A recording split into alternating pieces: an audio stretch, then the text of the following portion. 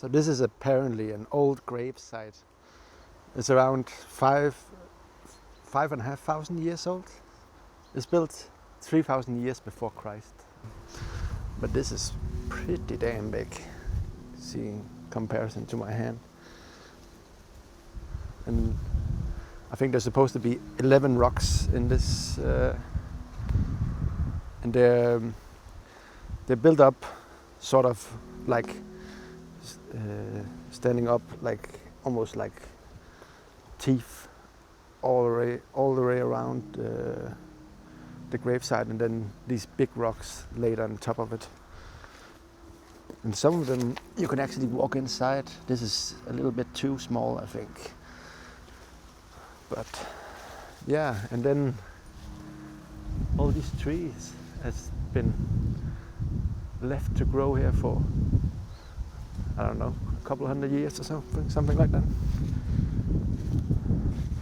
But these chambers are all around Denmark. I think there's a couple hundred of them in total, and some of them, they vary a lot in size as well. But this is one of the biggest rocks I've seen lay on top of the gravesite. But yeah, it's seriously impressive how they were able to build this 5,000 years ago, 5,500 years ago. That's crazy. Yeah. I don't know how much you can see in there. It's actually decent space in there.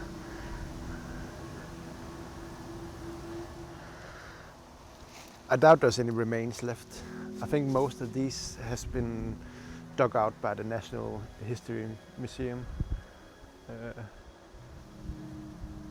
But I don't know. Could be something buried beneath there. So this is one grave chamber, and they're called Dyssekammer. Dyssekammer in Danish, the nozzle chambers in English.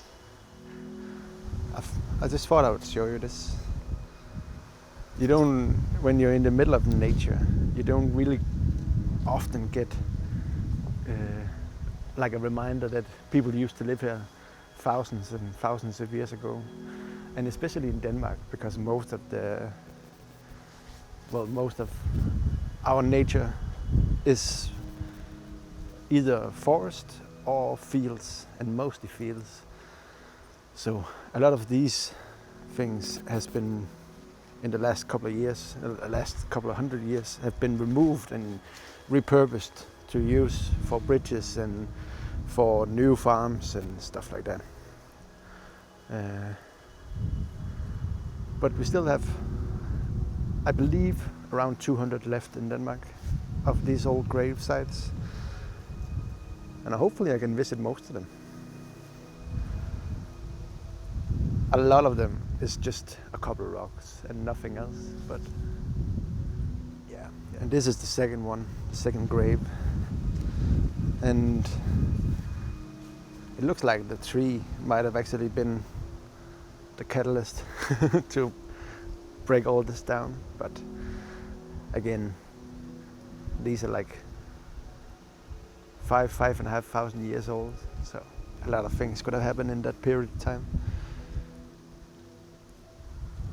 For anyone who's wondering where I am, I'm in on an island in the southern part of Denmark called Langeland, where I just moved actually. So,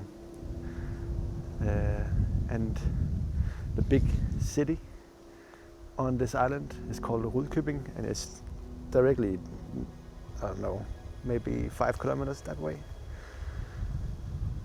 So, and the other way is a place called Tranekær. It's an old, there's an old castle there that I think I'm gonna visit fairly soon. And it's just a very, very cool little town with some old old buildings. Some of them are a couple hundred years old.